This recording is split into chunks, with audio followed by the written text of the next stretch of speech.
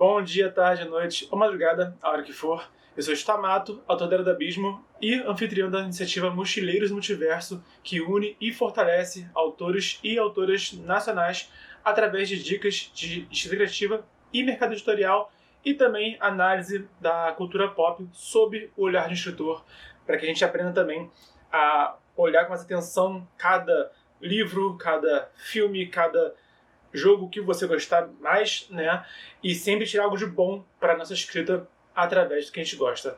Hoje eu vou falar dos filmes, na verdade do filme do Senhor dos Anéis, o primeiro de todos, que é A Sociedade do Anel, que é um dos meus favoritos de todos os tempos e, na minha humilde opinião de maneira mortal, é o melhor filme da franquia Senhor dos Anéis e Hobbit de todos, tá?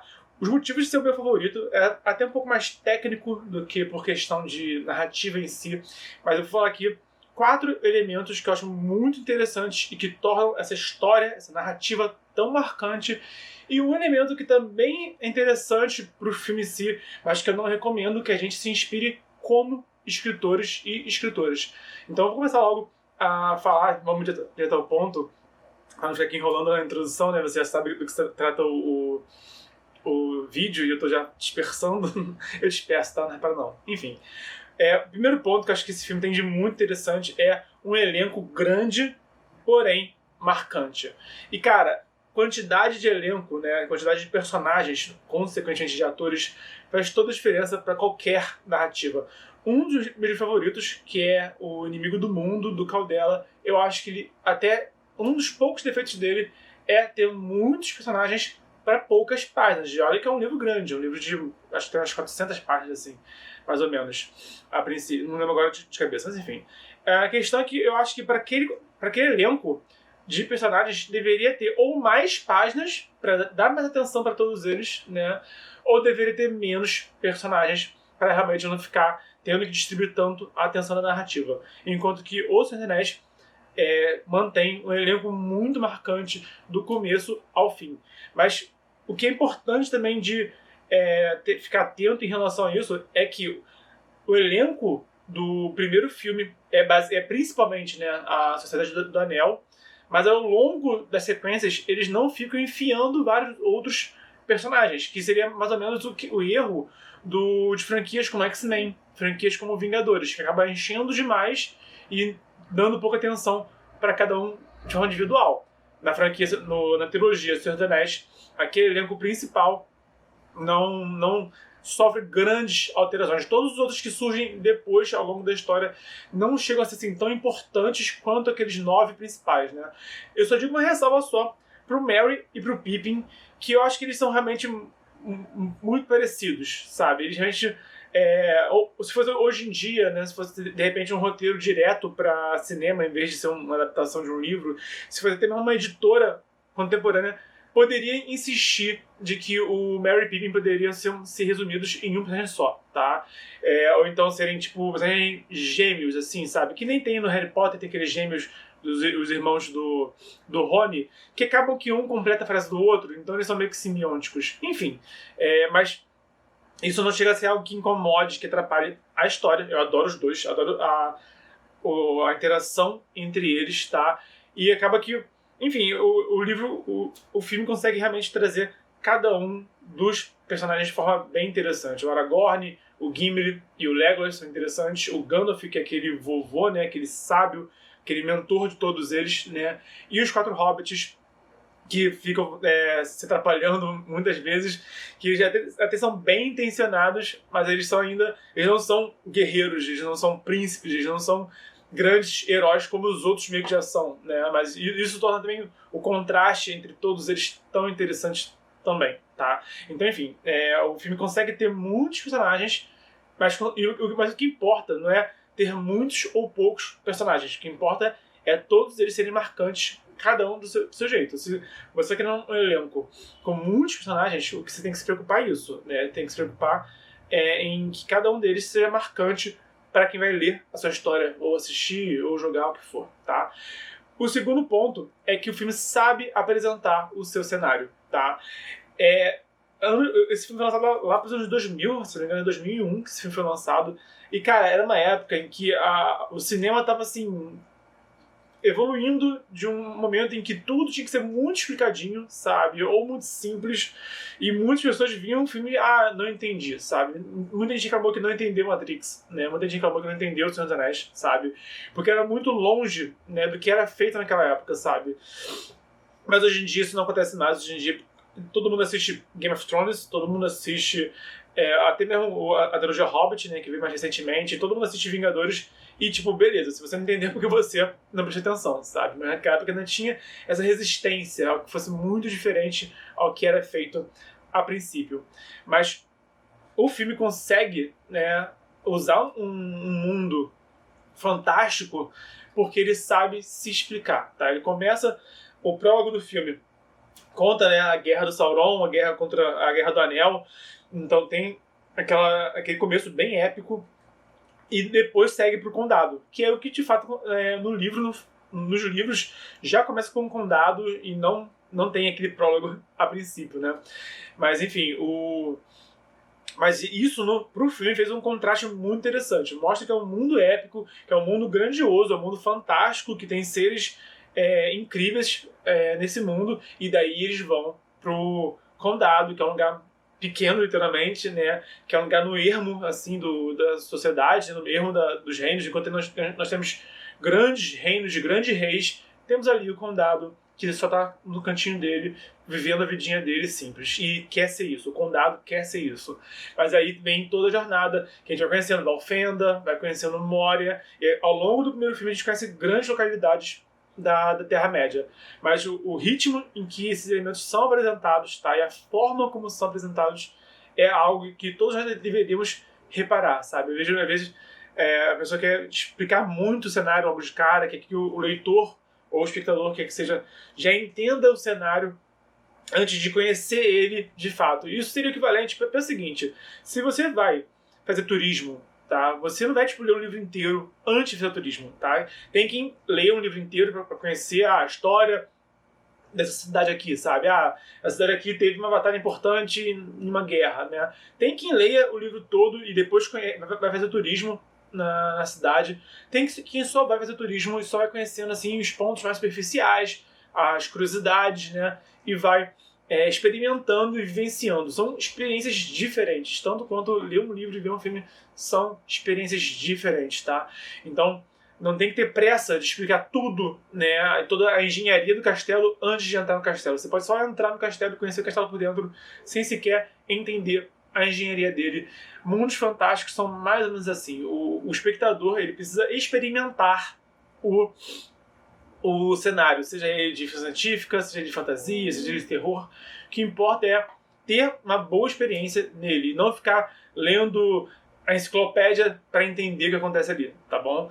Então a lógica é mais ou menos essa. E o filme do Senhor dos Anéis, o primeiro de todos, ele consegue, tanto que você consegue ver o segundo e o terceiro filme já no embalo bem mais tranquilo do que no primeiro. Porque o primeiro fez esse bom trabalho em apresentar os principais elementos da Terra-média, de forma bem simples, bem intuitiva, focando na experiência do espectador do que realmente em informar e garantir que todo espectador entenda tudo que acontece ali. Cara, a maioria nem sabe que os magos são Avar, a maioria nem sabe das guerras dos anões e dos orcs no passado, cara, e de fato o espectador não precisa saber disso tudo para poder ver o filme. Então acaba que o espectador ele realmente aprende tudo que ele precisa aprender para curtir aquela história, e é isso. E por isso que o cenário é tão bem apresentado. Terceiro ponto é que o filme ele é mais medieval do que fantasia. A gente teve na mesma época do Senhor dos Anéis, assim, com 2 anos de diferença, um filme do Dungeons and Dragons que foi assim uma expectativa alta pros fãs, pros nerdões como eu, né? Eu inclusive tava na expectativa desse filme e foi um filme muito decepcionante, tá? Foi um filme que realmente não chegou perto de atender às expectativas. E cara, na boa, um filme de Dungeons and Dragons e um filme de Senhor dos Anéis são propostas bem próximas uma da outra. Cá entre nós, tá? Vai ter elfo, vai ter anão, vai ter dragão, possivelmente, né? Tem os dragonetes no segundo e terceiro filme do Senhor dos Anéis, por exemplo. Sabe? Vai ter magia, vai ter vários elementos, vai ter, tipo, é literalmente espada e feitiçaria, sabe? É literalmente fantasia medieval, sabe? Então, são propostas muito parecidas. Mas por que que um errou? Por que que um frustrou e outro ganhou tantos Oscars, né? E basicamente porque eu acredito que um dos pontos que realmente pecou no D&D é que eles não tinham um grande orçamento, sabe? E tentaram meter muitos elementos muito exagerados e muita alta fantasia com baixo orçamento não combina, sabe? Infelizmente, o cinema tem isso. Enquanto que no Senhor dos Anéis, eles se focaram em fazer algo muito mais medieval do que algo só fantástico, só fabuloso, assim, sabe? Só realmente maravilhoso. Isso ajuda porque... Isso ajuda tanto no orçamento, tá? Porque acaba que você... E olha que foram filmes que gastaram muitos milhões de dólares para serem feitos, tá? Mas, por exemplo, uma coisa interessante, eles filmaram todos os filmes direto, mas depois do sucesso comercial do primeiro filme, eles refilmaram elementos do segundo e terceiro filme para deixar do jeito que o diretor queria deixar. Então, assim, o diretor, ele sabia o que estava fazendo. Ele sabia que no primeiro filme não dava para fazer o que ele queria fazer com tela verde o tempo todo, né? Fazer algo assim mais magnífico como é hoje em dia a Marvel, né? Mas até a Marvel, se for ver, também o orçamento do Homem de Ferro era muito diferente do orçamento dos Vingadores Ultimato, por exemplo, sabe? Então a lógica é parecida, sabe? Da mesma forma, o Senhor dos Anéis começou assim, fazendo bem feito o que eles podiam fazer, para depois começar seguindo a mesma lógica, fazendo bem feito o que podia fazer, só que com um orçamento muito maior, tá? Mas especificamente pro espectador, tá? Ficar vendo um mundo mais medieval é algo mais reconhecível. Sabe, pô, já tem elfo, já tem anão que não é o anão no mundo real, não é o Tyrion Lannister, né? Já tem mago ali, sabe? Já tem monstros de todos os tipos. Tem o Troll das Cavernas, que é a cena mais legal do primeiro filme. Cara, tem muitos elementos assim que o espectador ele pode estranhar, sabe? Então é melhor manter... Tem que ter um nível assim, reconhecível. Tá? A grande maioria de nós precisa de elementos reconhecíveis para conseguir entrar na história e curtir aquela história. E o Senhor dos Anéis o filme acerta no equilíbrio entre o que é fantástico e o que é reconhecível para o público, de forma ao público conseguir realmente seguir essa jornada até o final. Então, você, por exemplo, já está acostumado com aqueles guerreiros, com aquelas armaduras, com aquelas armas que eles usam. O Frodo tem uma cota de Mithril, né? O que diabos é Mithril? Isso é um detalhe relevante, sabe? É humano, anão, elfo e hobbit andando junto. Mas quando você já se acostumou com isso, é que aparece uma porrada de orc atacando eles, que aparece o Trono da Caverna e aparece o Balrog também. Que é uma cena muito irada. Mas essa cena isso tudo junto, tá? Um grupo de um mago com essa galera toda, sabe? Tendo que ir em Moria, enfrentando um monte de orc, um monte de troll, e daí brota um Balrog do nada. Isso seria muito mais difícil de ser digerido pelo público se antes não tivesse tido toda a apresentação e elaboração dos personagens e do cenário. Essa cena é importante, inclusive, não por causa do... O que chama os olhos é o Balrog, com certeza. Mas a gente se importa com essa cena por causa que a gente se importa com os personagens, tá? Então, o sacrifício do Gandalf naquela cena é o que nos faz realmente se importar com o que está acontecendo ali, tá bom? Então, isso tudo é muito relevante para a experiência. Acho que muitos erram nisso. Muitos querem dizer, que história irada. O Bianco fala, não importa o tamanho da asa do dragão. Então a gente tenta botar uma cena assim, nível batalha contra os grandes seres épicos, míticos do mundo, e não fica bom se você não se importar, se você não conhecer e se importar com os personagens. A gente primeiro gosta dos personagens e depois do mundo ao redor deles, tá? Essa que é a lógica do leitor, espectador, jogador e etc. Enfim, e o filme consegue ser reconhecível por ser mais medieval do que fantástico. Para o espectador, fez toda a diferença reconhecer o máximo de elementos possíveis para poder curtir os elementos que ele já não reconhecia, como Balrogs, como elfos, como hobbits, etc. Quarto ponto é que esse filme não tem pressa de contar a sua história. Isso está ligado diretamente com o que eu falei antes, do elenco grande e do cenário ser bem apresentado, tá? E o cenário ser reconhecível. Isso tudo é feito porque o filme tem, tipo, 3 horas de duração, sabe? E realmente, o primeiro filme, o total dele é 3 horas, se não me engano. Não sei agora se... Eu pesquisei na internet, vi que é 3 horas, não fucei a fundo, pra saber se era a versão estendida já, ou se o filme básico já era de 3 horas. Não conferi isso, tá? Mas, de qualquer forma, é um filme de mais de 2 horas. E, cara, isso pesa muito na forma como você narra uma história. Muitos filmes seriam bons se fossem mais longos, tá? Enquanto eu nunca vi um filme, porque também não fico assim, procurando filmes muito grandes, mas eu nunca vi um filme que eu olhei e vi, pô, esse filme aqui demorou muito, sabe? Nossa, fiquei de saco cheio desse filme que é muito longo. Mas Titanic é um filme que eu não gosto, particularmente. E eu fiquei de saco cheio porque o filme é muito longo e, tipo, mano, são 3 horas pra ver um navio afundar, sabe? Não gostei, particularmente. Minha opinião não era mortal, tá? Mas Vingadores Ultimato, que é um filme longo também, Hobbit, Senhor dos Anéis, esses filmes longos, né? Como eles estão me dando um conteúdo que eu gosto de consumir, eu não acho que são grandes demais. E o Senhor dos Anéis não tem pressa de contar a sua história, sabe? E isso é um divisor de águas, tá? Muita gente evitava fazer filme longo, né? Até, tipo, Titanic era uma exceção à regra. Era um filme tido como um filme grande demais, tá? E ele foi exceção à regra ao ser um filme tão longo. E poucos ousaram fazer outros filmes tão grandes até que chegou o Senhor dos Anéis e falou, cara, fizemos aqui um filme enorme que lucrou horrores e que tem uma legião de fãs, tá? E que ganhou um monte de Oscar. Aí a indústria começou a fazer filmes longos também. Mas o que é importante, não importa o tempo do filme, não importa quantas palavras tem o seu livro até. O que importa é ser divertido, é ser interessante pro público, é isso que importa. Mas o ponto é, justamente porque o Senhor dos Anéis tem tantos elementos, tem tanto elenco, tem tantos reinos, tem tantas criaturas, não dá pra contar essa história com pressa, né? Então o filme ele se permite ter o tempo que ele precisa ter para contar a sua história. E é por isso que todos esses elementos funcionam. Então isso aqui é o mais importante. Não pode ter pressa para contar a história, não pode querer encerrar a história rápido. O mercado editorial brasileiro sofre com isso, porque muitas editoras não querem mais livros grandes, porque tem essa questão do livro ficar caro, o envio, o frete fica caro também, porque o frete é por volume, né? O frete é por peso. Então, muitas editoras querem agora só publicar livros menores por questões comerciais, tá? Algumas histórias se encaixam nesse quesito de livros menores, outras histórias não se encaixam nesse quesito de livros pequenos, sabe?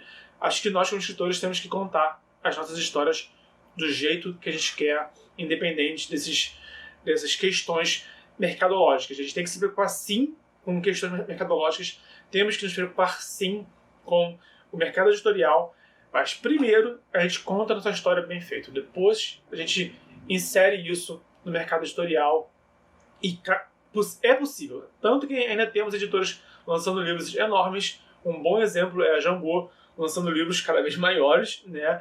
A Deusa no Labirinto é um livro enorme. A Faixa de Fogo é um livro enorme. Eu vi uma live dele recentemente falando sobre a nova edição do Terceiro Deus e mudaram a fonte, mudaram a diagramação e o livro ficou maior ainda também, sabe? Então, enfim, a Jambô é um bom exemplo de uma editora que não está preocupada com o tamanho do livro.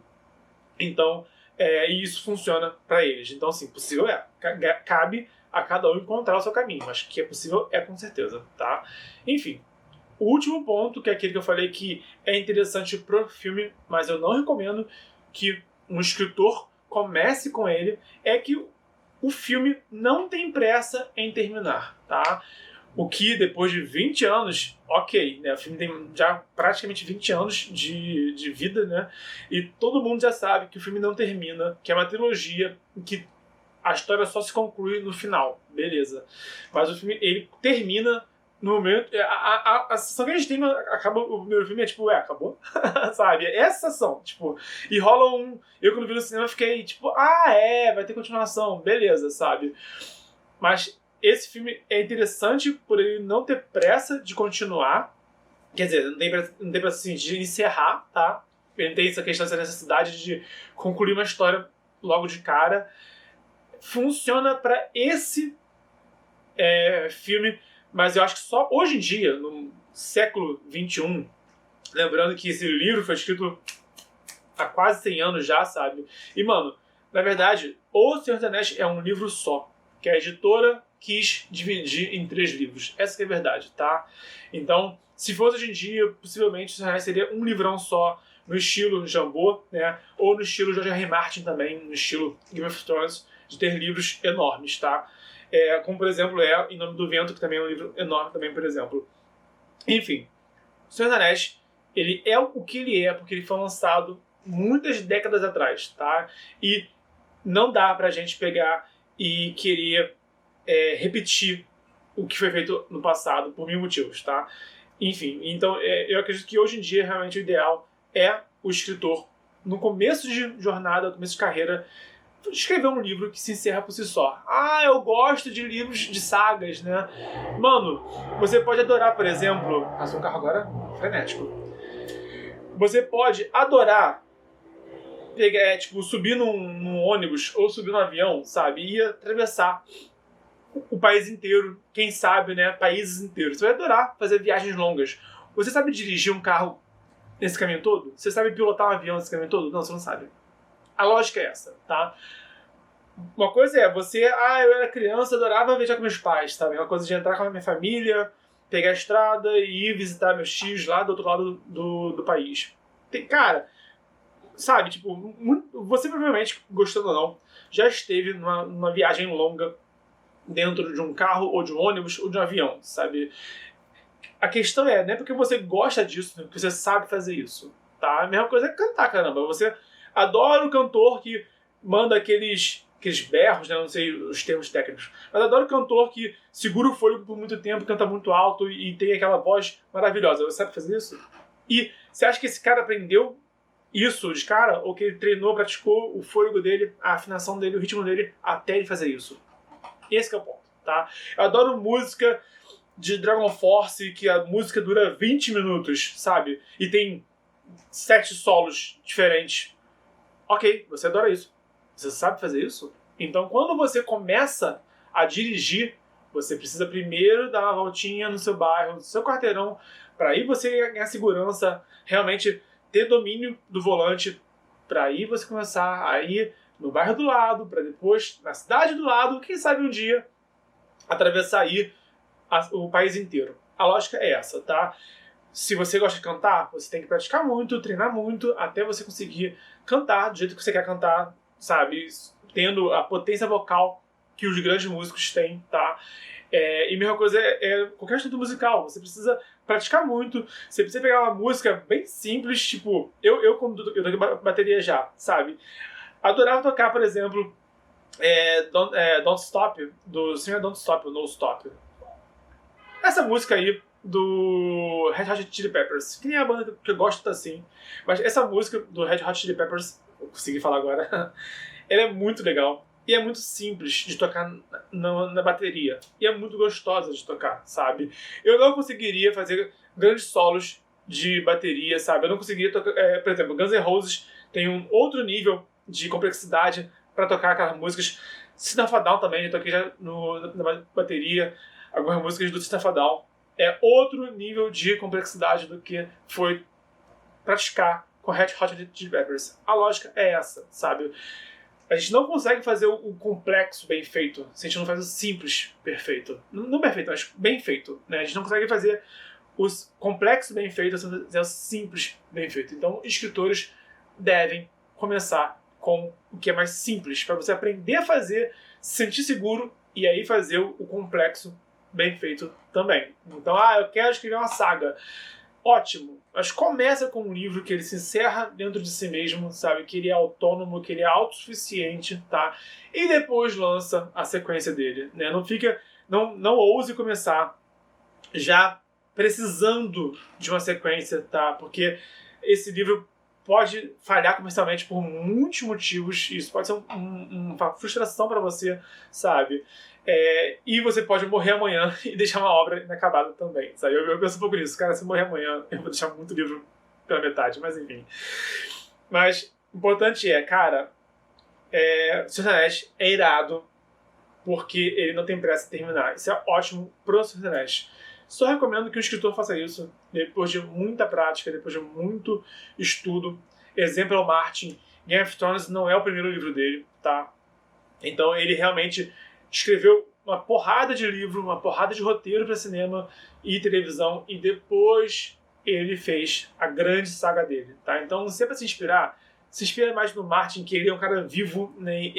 Ele tá lidando hoje com o mercado editorial global de hoje, tá? Ele sim é uma referência mais próxima do que é alcançável para nós escritores do que é o Tolkien, que já faleceu há décadas, né? E lançou o livro dele há mais décadas ainda, os livros dele há mais décadas ainda.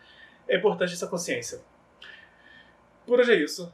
Se você gostou desse conteúdo, deixa seu like, se inscreve, ativa o sininho, compartilha na rede social, tá?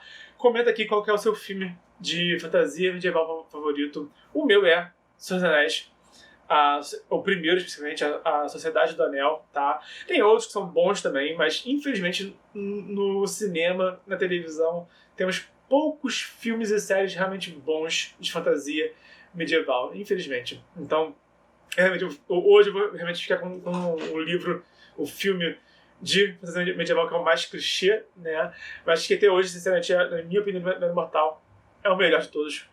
Comenta aqui embaixo qual que é o seu, tá? Estamos no desafio 306 dias de escrita, vídeos de mercado editorial, cultura pop e escrita criativa todo dia de 2020. Então, até amanhã.